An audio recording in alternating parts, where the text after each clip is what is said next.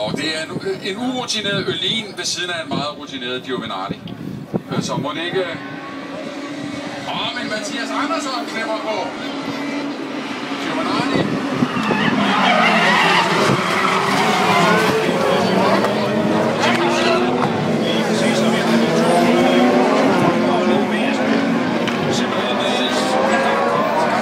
Jeg tror, det blev udløst af, at Janne Flash... jeg ved ikke, om han fik en puff eller noget.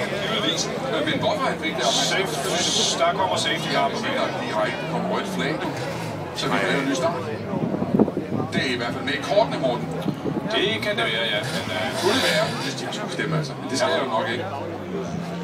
Det skal jeg jo nok ikke. Også en af Cherokee, der holder dernede. Er det nummer 14, eller er det nummer 41? Og det er Kasper Elgaard, der holder dernede også. Ja, desværre. Kasper er med i det. Flash holder ude på asfalten. Men en af Cherokeerne, og hvem det er, det kan jeg ikke se herfra. Det er Ekblom. Er det Ekblom? Ja. Kasper og det mand, som fører mesterskabet, så vidt du husker, ikke? Lige præcis, ja. Ja, det er altså godt nok. Her vil vi godt have haft et rødt flag. Men jeg tror altså ikke, de får det nu. Og okay, og det er simpelthen en lille berøring. Blandt, jeg tror det er mellem... og pæne boldmåler henover. Ja, undskyld. Mellem hvad hedder det?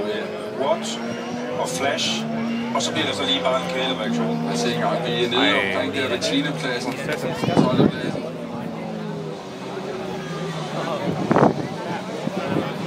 Ja, det er Flash og Jason, der rammer hinanden. Ja, og man må ikke pege fingre endnu.